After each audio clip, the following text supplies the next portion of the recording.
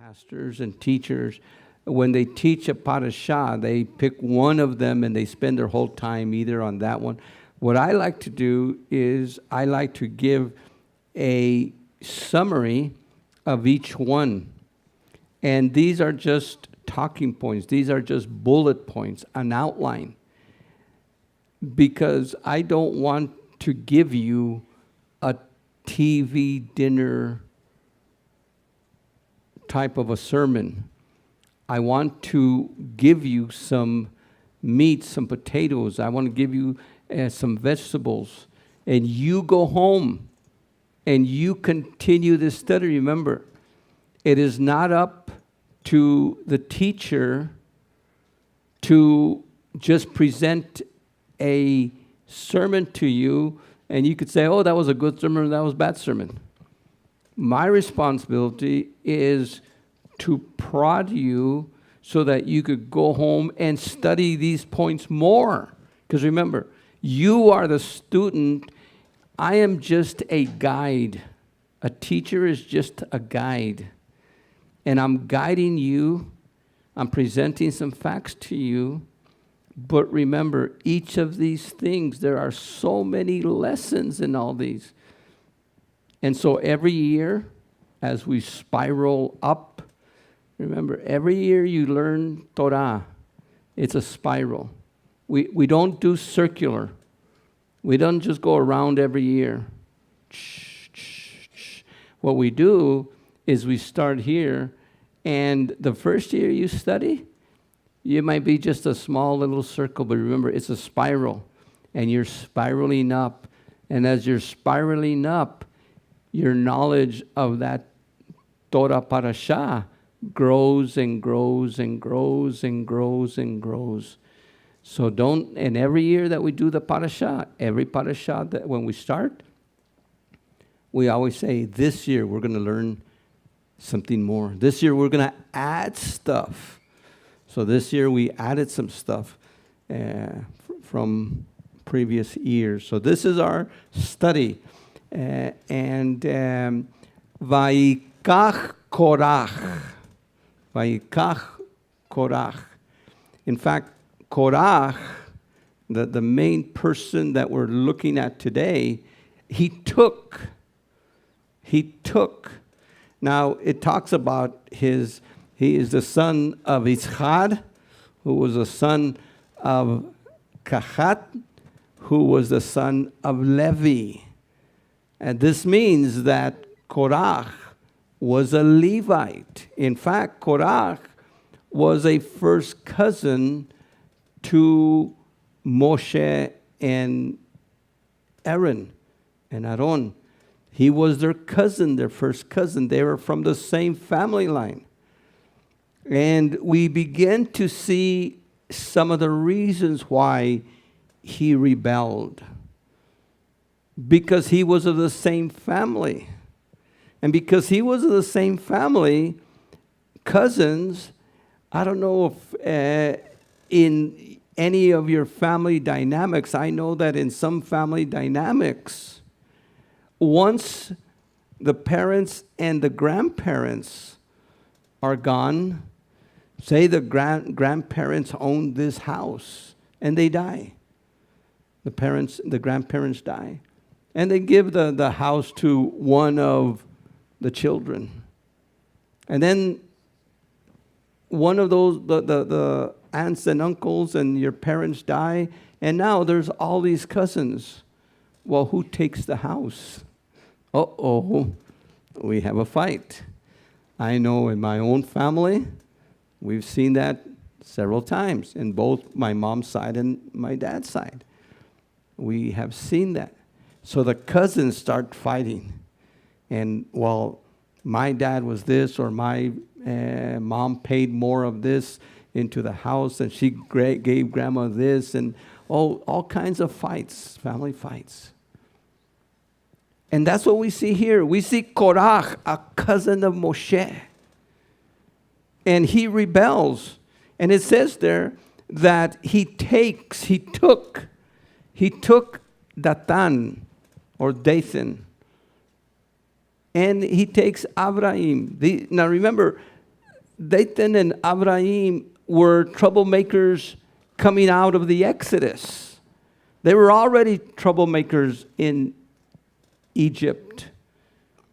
And so he takes them, he sees that they were, they probably had all these other things against Moses too. And he takes them, he picks them out, and because birds of a feather flock together, they say, right? And so we see Korach with Dathan and Abraham. And we see them with On. Now, interesting about On is all of a sudden he's gone. We don't know what happened to him. Whether he repented and did not join in the rebellion later on. And, everything went good for him. And so we see him also with the sons of Reuben.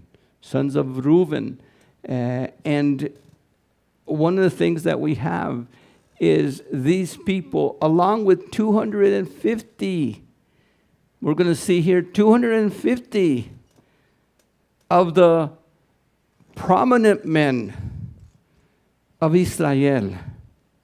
Let's look at this. And he took Korach, ben Itzar, ben Kehat, ben Levi, and Datan, and Abraham, benei Eliab, and On, ben Palat, benei Reuven, and they rose up before Moshe, and they rebelled. Another translation says, and they demonstrated. They had a demonstration, a rebellion, a rising up before Moshe with certain of Bnei Israel, 250 Nasi Edah. Now, a Nasi, we're going to see again, is a chief. And every tribe, the 12 tribes, or the 14 tribes, every one of them had a Nasi, a chief, who was like the governor of that tribe, the head of that tribe.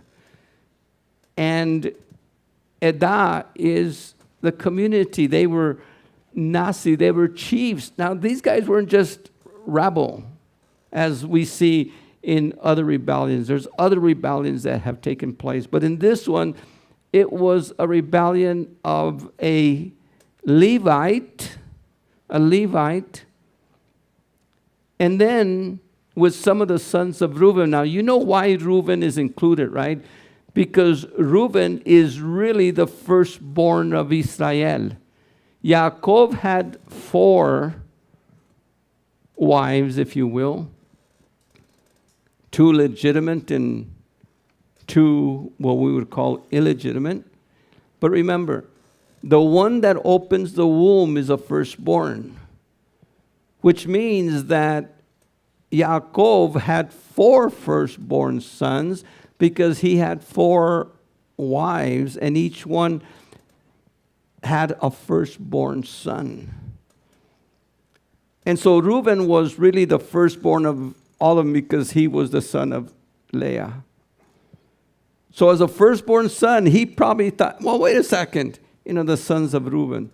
Our father was a firstborn. Why all this and all again?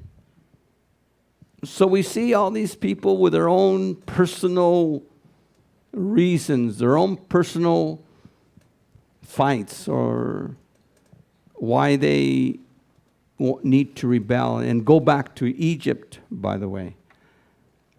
Chosen from the assembly, men of renown. They had a name. They had a Shem. They had a name. They were men of reputation in a sense. And usually men of reputation, as we know, also probably had wealth. In fact, Korach was a wealthy man. Korach was this supposed leader. And they demonstrated against Moses and Aaron and said, you take too much upon yourselves. You guys are lifting yourselves up. Now, again, this is from their point of view. This is not from the point of view of Elohim. From the point of Elohim, they are the legitimate leadership. The legitimate leadership. From man's point of view, they're taking too much upon themselves. Seeing kol ha'edah, all, kol is all the community, all the congregation are kadoshim. Kadoshim is holy. Wait a second. You guys are making yourselves holier than thou. All the congregation is holy. All of us are the same. Every one of them. And Yahweh is among them all. Why then lift yourselves up above the kahal, above the kehillah, about the ecclesia, the congregation of Yahweh? So in a sense, we have a little bit of a problem here. Adonai's leadership is vertical. Adonai has vertical leadership. And again, a lot of people don't like this even today, but from Genesis to Revelation, one thing we will find always is vertical leadership. We will never have horizontal leadership. We will always have vertical leadership. This is the way of Adonai. Even in the Elohut has vertical economy. The way the Elohut runs is vertical equality, vertical authority, vertical leadership. We see this when Paul says, with the family, the husband is the head of the wife. Now again, in today's world, they don't like this. Feminism doesn't like this. The world doesn't like this. The husband is the head of the wife. But it says, and Messiah is the head of the husband of the man. Uh-oh. You know, men like to say, well, I'm the head. But always remember, men, we have a head. And our head is Messiah. And then Paul says there, and the head of Messiah is the Father. So even in the economy of the Elohut, there is a vertical headship. And the Father so loved the world that he sent his only begotten Son. And then we are told that Yeshua says, and I will give you another, Messiah, will give you another helper, another comforter, whom I shall send from the Father. And he proceeds from the Father. And so the Father sends the Son, and the Son sends the Ruach, the Holy Spirit, from the Father. So again, we have vertical leadership in the Elohut. And so in the economy of Adonai, in the way he runs, by the way, the word economy doesn't mean finance. It means how you run, oikonomia, means how you run a house, how you run a government, how you run a system. We see that there is vertical leadership. And we see something, again, that especially a lot of congregations don't like. But this is totally true from Genesis to Revelation. You have what is called clergy and laity. Clergy and laity. Clergy is the leadership. Laity from laos, meaning people. By the word Laodicea means the people rule. When you have people ruling, that's Laodicea. You cannot have a straight democratic government where all the people are equal. In America, we don't have absolute democracy. We have a constitutional republic. We are a republic nation. And what these guys were saying, and we're going to go through all this, what these guys were saying is that there is no clergy and laity. We're all the same. There's no people that are holier than others. And in a sense, in Adonai's way, there are people that are consecrated, and the word holy means to set apart. These men are set apart for certain things. We're not talking here about integrity. And when people think of holiness and a person is holy, they think of integrity or someone that definitely, we wouldn't say sinless, but is more sinless than me. Oh, I try to, but he's a santito. Have you ever heard people? Él es un santito. We're not talking about anything from that point of view. Holy in Scripture is not a holy word. Holy in Scripture just means something that is set apart. I've used the example that every one of you has holy dishes and common dishes. The opposite of holy is not sin or bad, or the opposite of holy is common. Something that is common. Something that is secular. The Latin word is vulgar. Something of the streets. Koine Greek is common Greek. And so, one of the things that we're all kadoshim, we're all consecrated. No, you're not. You're not consecrated. He, Aaron, and Moses are the consecrated ones. Adonai set them apart. Remember, we're not talking about personal holiness. We're talking about setting apart of these men for a job, for a ministry, for a purpose. All the Edah are consecrated. Israel as a nation was set apart, and from the set apartness of the nation, certain individuals were further set apart for different things. You could be set apart to be the Leviim, the Kohanim, to have a rulership, to be a prophet. Adonai set certain men to do certain things. But Korach and these others were saying, no, we're all the same. There is no clergy, laity division. Why are you guys lifting yourself above the kahal, above the kehillah of Yahweh? And by the way, the word here in the Greek is ekklesia. And we see the word synagoga here also. The gathering. Israel was called an edah. It was called a kehillah. It was called a synagoga in the Septuagint, in the Greek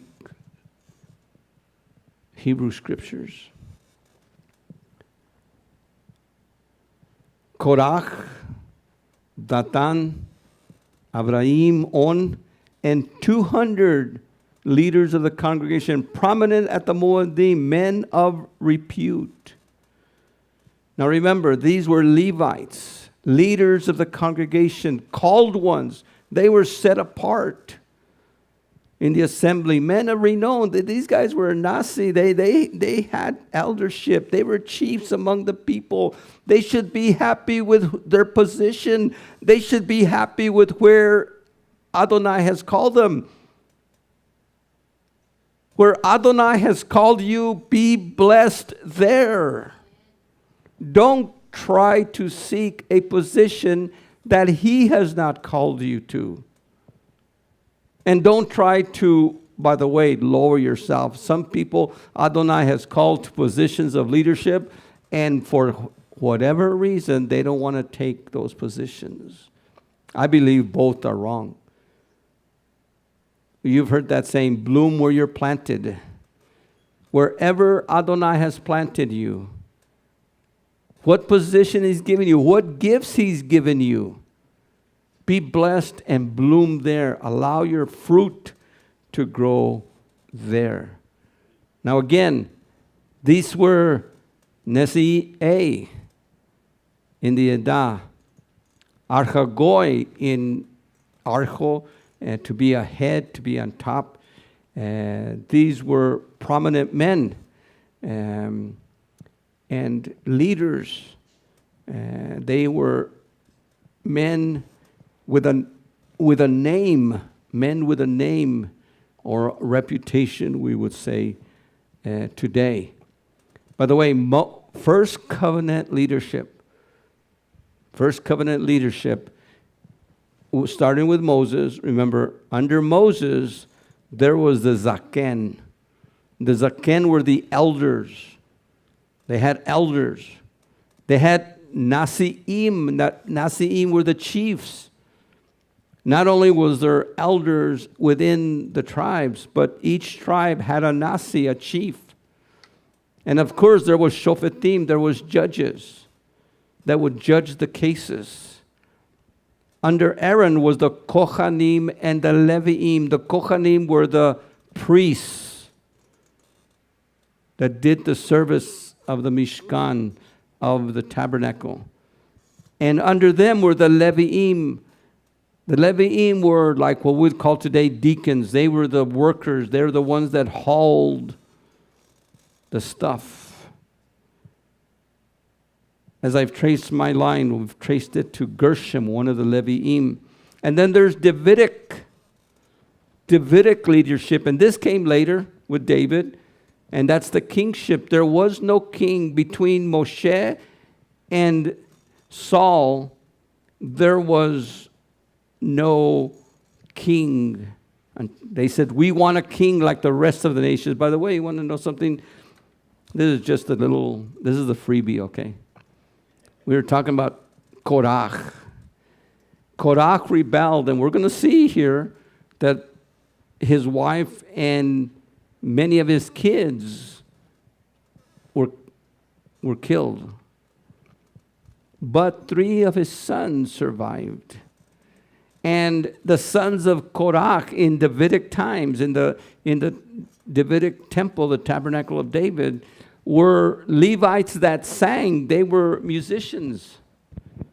And what's interesting is that Samuel, who became a priest later on because of a marriage within the family with the Aaronic side, was a descendant of Korach.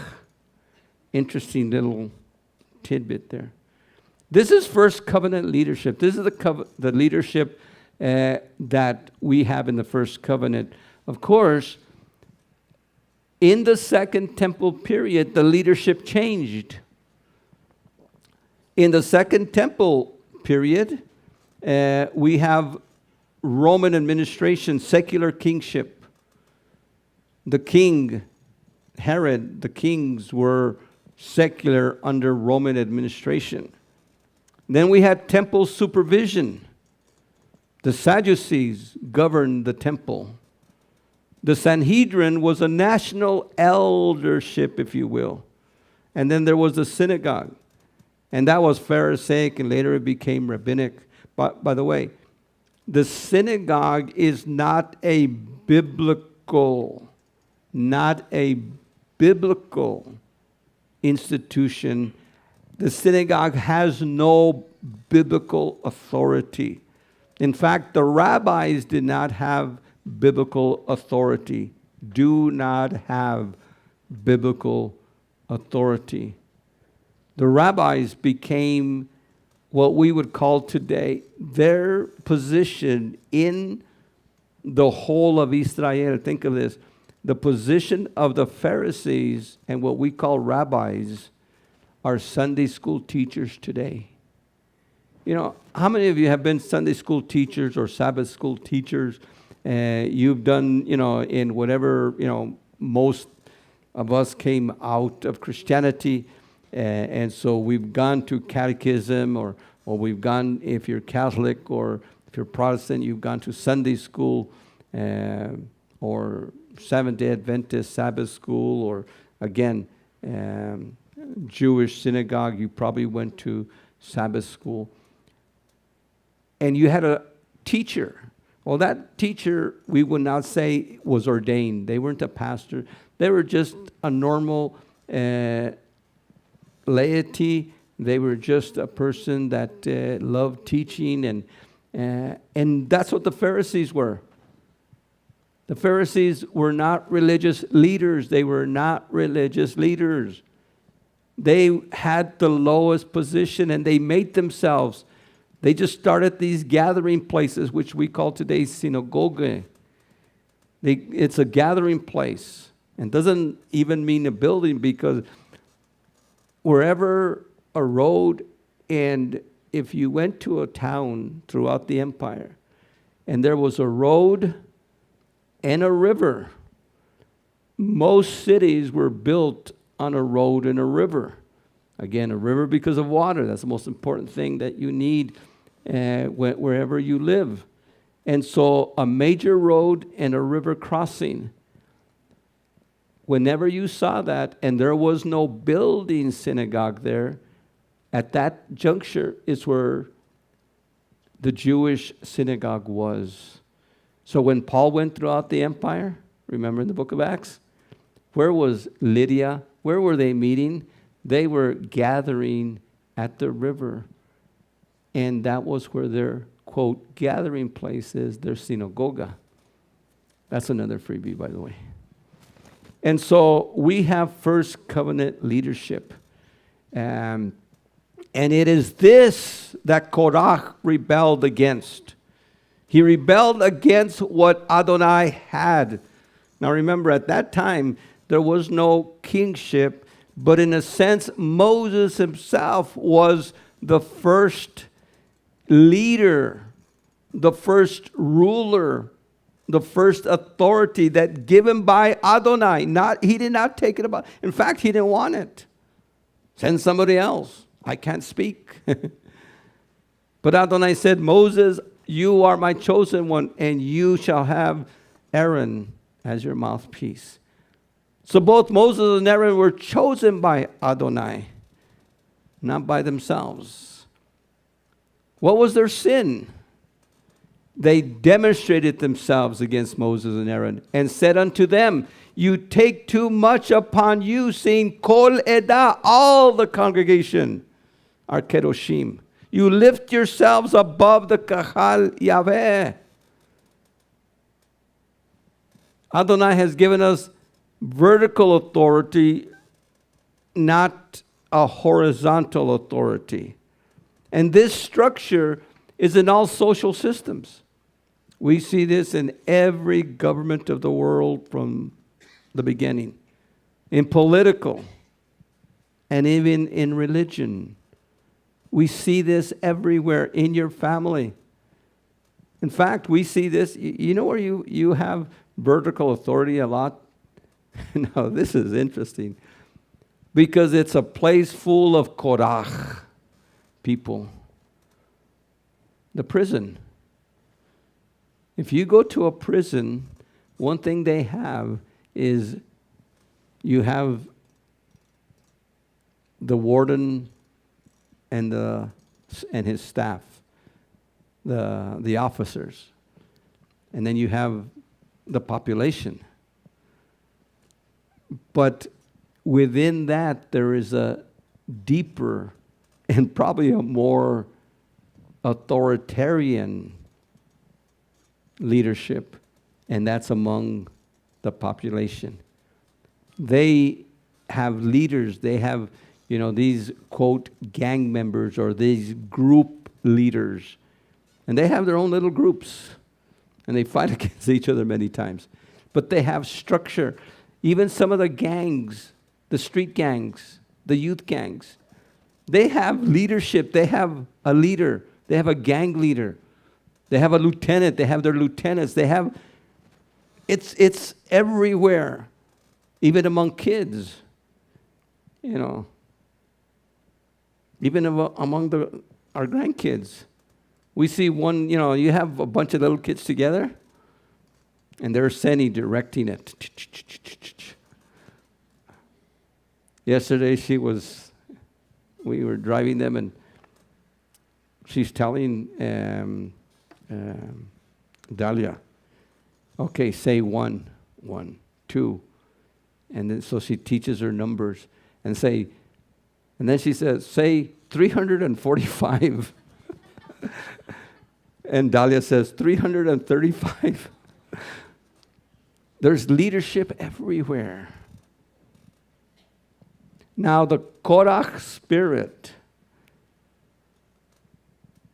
enters the early Kehillah. Watch what Paul says in the book of Acts.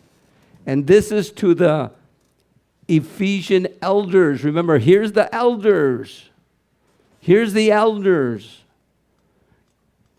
Again, just like authority in the first covenant, be on your guard for yourselves and all the flock of which the Holy Spirit has made you the overseers. Made you the overseers. Who made you the overseers? The Ruach HaKodesh. One of the ministries of the Ruach HaKodesh is to make overseers. Does an overseer make himself? No. I did not make myself an overseer. The Ruach HaKodesh made me an overseer. He gifted me. He put me and all other elders of every congregation, Jewish and or Christian. And almost in every religion too. Every religion has their leaders. But in the new covenant, there's a different leadership structure, which we'll see at the end. We were made overseers by the Ruach HaKodesh to feed. By the way, that's where the word pastor comes from. A pastor is a feeder, a tender, to tend the flock. An overseer is a pastor, it's an elder. The Kehillah of Elohim, which he bought with his blood. Whose Kehillah is this? Is it mine? No. It doesn't belong to me. By the way, it doesn't belong to anyone else.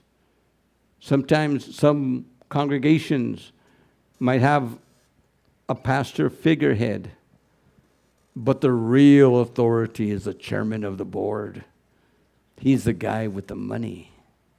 He's the guy that might be the banker in town, or the guy who owns the store and he, lords it over everybody. I've seen congregations like that. No, it doesn't belong to the chairman of the board. It doesn't belong to the pastor, the minister, the rabbi. The Kehillah, the body of Messiah, belongs to Yeshua. He bought it with his own blood. Bought by blood, every one of us. And I put myself together here in this sense, because in this sense, I'm bought just like you're bought, and you're bought just like I'm bought by the blood of Messiah. But in the sense of leadership, there is a vertical authority. Now watch what he says. I know quite well that when I have gone, fierce wolves. What was Korach? What was Dathan, Abraham? On? All these guys, they were fierce wolves. Moses had his fierce wolves. Fierce wolves will invade you and will have no mercy on the flock. even from your own ranks, there will be men coming forward with a travesty of the truth on their lips to induce the disciples to follow them. What happened here? These fierce wolves, Korach, Dathan, Abraham, these men, 250, and then later on, we're going to see 1,000 or so of them. They came with a travesty of the truth. I could just see Korach. And it says, and he took these men. He knew that these guys were troublemakers. He takes them and induces them, speaks lies to them. Oh, this Moses and this Aaron and this and that. And I should probably be the high priest. My family should be the ones that are the Kohanim, not these guys. We're just Leviim. The disciples to follow them. Now remember, we're talking about national Israel over here, but over here, we're talking about the body of Messiah, because the body of Messiah today, national Israel was the olive tree of Jeremiah 11:16. National Israel. And remember, Jeremiah 11:16 says, because of their unbelief, he cut them off. But when Yeshua came, Yeshua was the netzer, he was the branch. And Yeshua said to these cut off branches, follow me, and they were reattached to Yeshua. And Yeshua became the new olive tree. And so Israel was regrafted into the olive tree, which was Yeshua, the branch. And then later on, Gentiles were added to Yeshua. And so now the olive tree of Israel is Jew and Gentile, male and female, rich and poor. And from even this olive tree, men will come forward with a travesty of the truth. And I've seen it. In the 50 plus years that I've been ministering, before my ordination and being a member of other congregations in Hawaii and other places that I lived, I've seen this. Divisions have happened. Korach divided Israel, or tried to divide Israel. And when someone tries to divide the body, there's going to be another division that we will see. In the new covenant, 2 Corinthians 11, 4-6, we have, because any newcomer, we're not talking about a visitor here in the congregation, we're talking about a newcomer that comes into the congregation to preach a Yeshua other than the one we preached. Or you have only to receive a spirit different from the one you received, or a gospel different from the one you accepted. You know, sometimes people come in and they become members and they even become leaders. I've had people that have been elders that all of a sudden, little by little, these elders start telling some of the congregation, oh, that's what pastor teaches, but that's wrong. Let me tell you this. I had a youth leader that would tell that to the youth all the time. They would send the youth to youth meetings in the back, and this youth pastor would say, I know pastor says this about, the Sabbath, or he says this, but at that time we were a Christian congregation, and we were meeting on Sundays at that time. I know pastor's trying to bring this in, or he says kosher, or he says this. This is when we're before our transition. And he kept telling them, that's not true. And it caused a division. In fact, it turned out good because now Adonai has given us a new leadership that By the way, you know what? One of the things that I love about this congregation is the humility of our members. Your humility, you guys are a blessing. And I haven't seen this kind of humility in many, many congregations. So blessings on you for who you are. Can you imagine somebody preaching a different Yeshua? By the way, there are 2 or more Yeshuas, but let's just say 2. My Yeshua was born during Sukkot. The other Yeshua, my Yeshua, died on Passover. The other Yeshua, Easter, Good Friday, and all that stuff. We could just see our Yeshua different than their Yeshua. Now think of it as this happened in the time of Paul. There was a different Yeshuas out there. There was different spirits that they were talking about. There was different gospels in Paul's time. And you put up with that only too willingly. They accepted these guys. There is no variety within the body of Messiah. There's no variety in the word. You can't say, well, yeah, my issue is this. Oh, you respect my issue on December 25th and I'll respect your... No. I can't do that. And you willingly accept that. Now, I consider that I am not least inferior to these arch-apostles. Wait a second. Paul calls them arch-apostles. Yeshua did not set up a system of apostles and arch-apostles. There's only apostles. What's an arch-apostle? An arch-apostle is someone who says, I am above the apostles.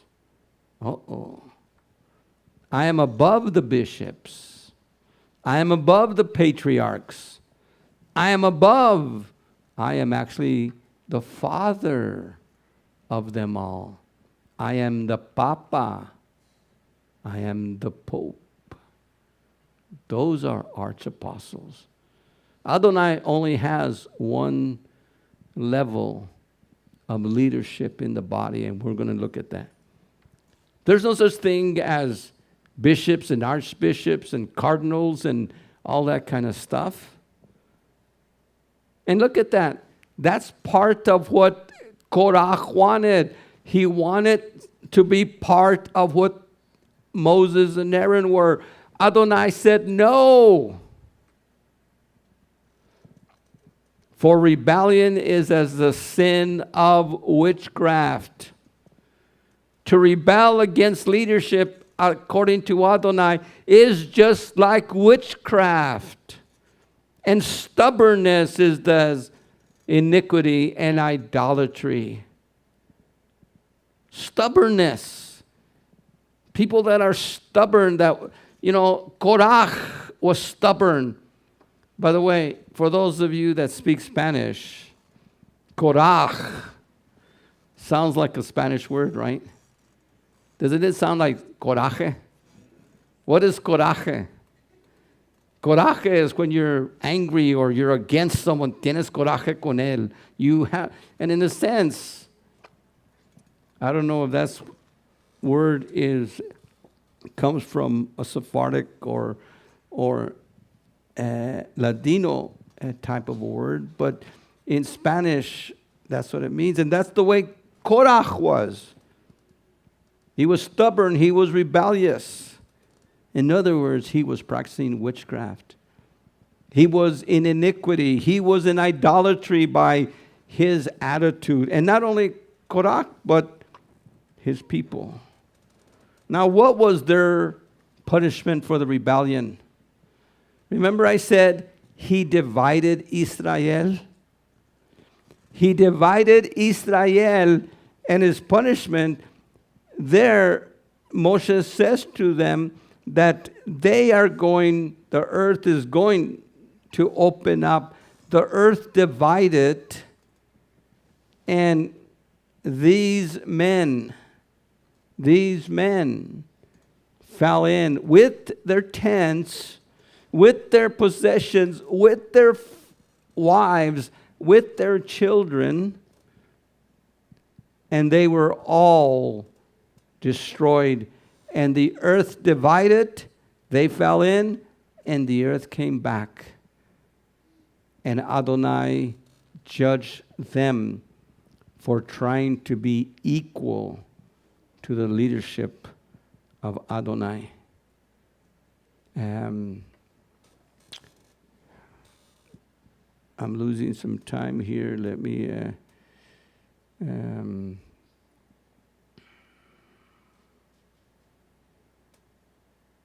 one of the things that in the New Covenant, in fact, 1 Corinthians 9, 6 through 14, I'm not going to say anything on this, but go ahead and study that.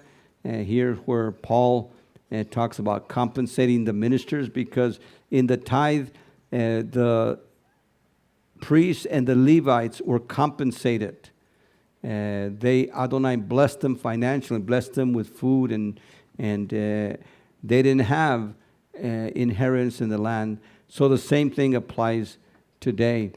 But let's look at a couple of scriptures.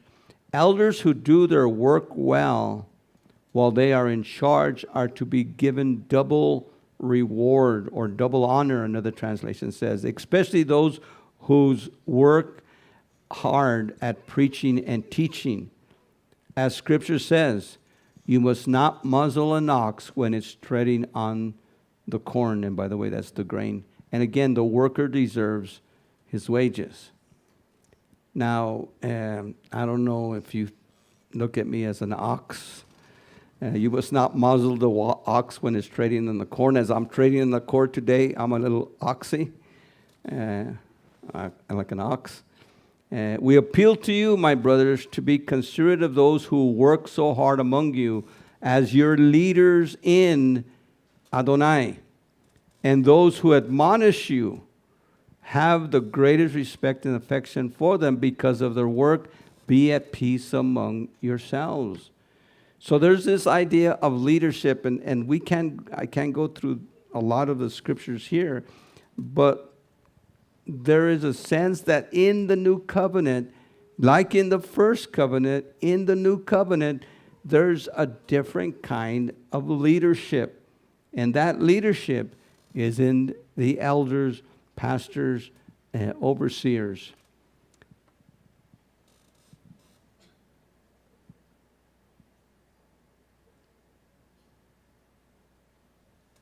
And we'll close with this today. New covenant leadership is centered on the local congregation. New covenant leadership, if you look at Paul, if you look at the congregations in the book of Acts, in the epistles, they're centered on the local congregation. There is no overall leadership to the whole body of Messiah, only Yeshua. Let me tell you, Yeshua is your leader. He is the main one that we all follow. But even within Yeshua's leadership structure, there is clergy and laity. Now, the three words that are used in Scripture is episkopoi. Now, again, we could go on through Timothy, and maybe one of these days we will do this just as a teaching of itself, and because I believe it's very important, because I do believe that the spirit of Korach is with the body of Messiah today. We see it in the book of Acts there. We see it in congregations today. But the episkopoi in Hebrew is a nasi. Remember, we said a nasi was a chief in Hebrew. The episkopoi, episkopos. The word episkopoi means episkopos. Skopos comes from the word scope, or to see. What's a telescope? A telescope is what sees way over there. A microscope is what sees small things. And so an episkopos, epi means over. So the word overseer, episkopoi. Paul says, those of you that desire the office, and it's an office of episkopoi, of the chief, of the overseer. By the way, the word supervisor is the same thing as episkopoi. In Latin, supervisor is Latin. Supra means above, like Superman, above men. Visor, like vision. The word bishop is the same word in Old English. Bishop means to oversee, to supervise. Then we have the presbyteroi, what in Hebrew is the zaken. The presbyteroi are elders. It means a senior, a chief. And then we have the poin, ra'ah in Hebrew, which is the shepherd, the pastor, the feeder, the tender, the one who tends the flock. In New Covenant leadership, notice what we don't have. You don't have rabbis. A rabbi is an honorary title for a teacher. It is not an office. It is not a position. It just means my teacher. My teacher. It is not an official position. It is an honorary title that you give to a teacher. Yeshua and John the Baptist were both called rabbi, meaning my teacher. And that's all it means. It is not an official position. No one should be the rabbi of a congregation. The teacher of the congregation could be called a rabbi, but it's not an official ordained position. In biblical times, no one was ordained, in a sense, a rabbi. They were called a teacher. The three positions, which is actually one, but in vertical leadership in the New Covenant, is episkopoi. I am the episkopoi, the nasi of this congregation. We have presbyteroi, elders, and I'm also an elder. Peter calls himself an elder. Notice that he says I'm an apostle, but he's also an elder. Paul never calls himself an elder. He was not in a local congregation. Paul was an apostle, and at that point, the apostles were there as the foundation of the Kehillah. And Paul calls the apostles and prophets the foundation, founded, the Kehillahs founded on these.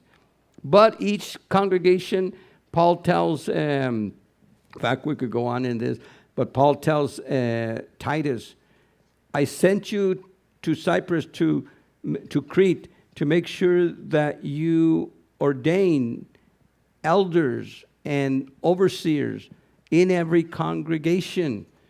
And so that was his job. Now, as we close, the most important thing is that Korach was a rebel. And I want to encourage you that wherever you go, wherever, after Adonai, takes us, and after, that no rebellion.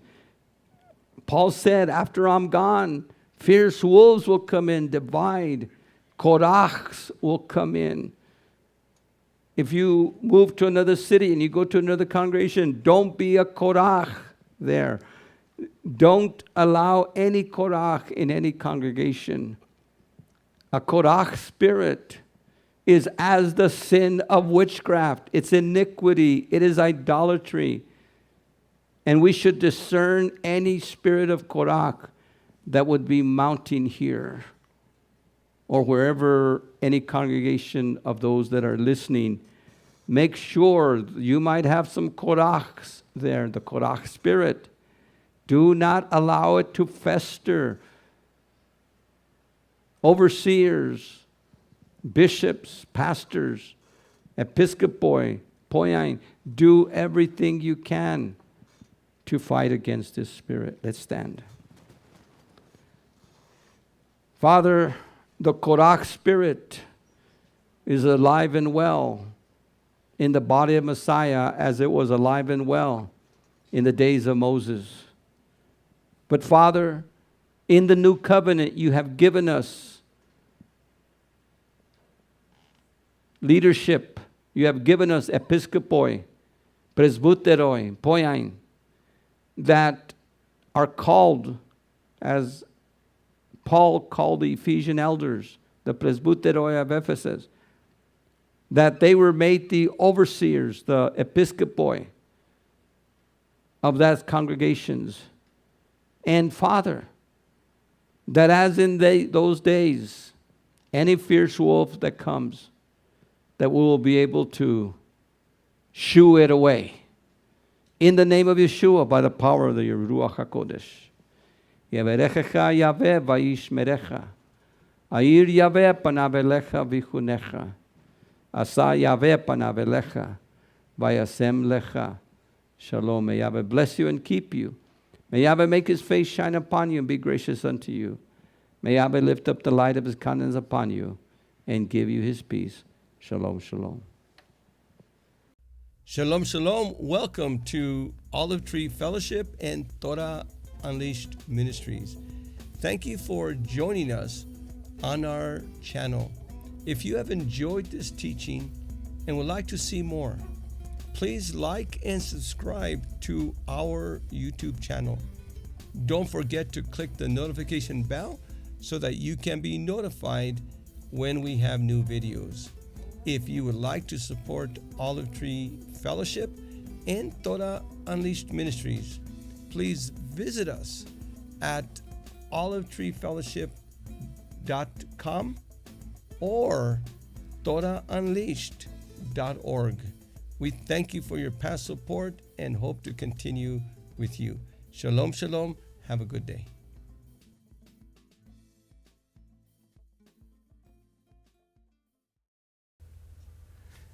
Shalom, shalom y bienvenidos a Olive Tree y a la Torah desatada.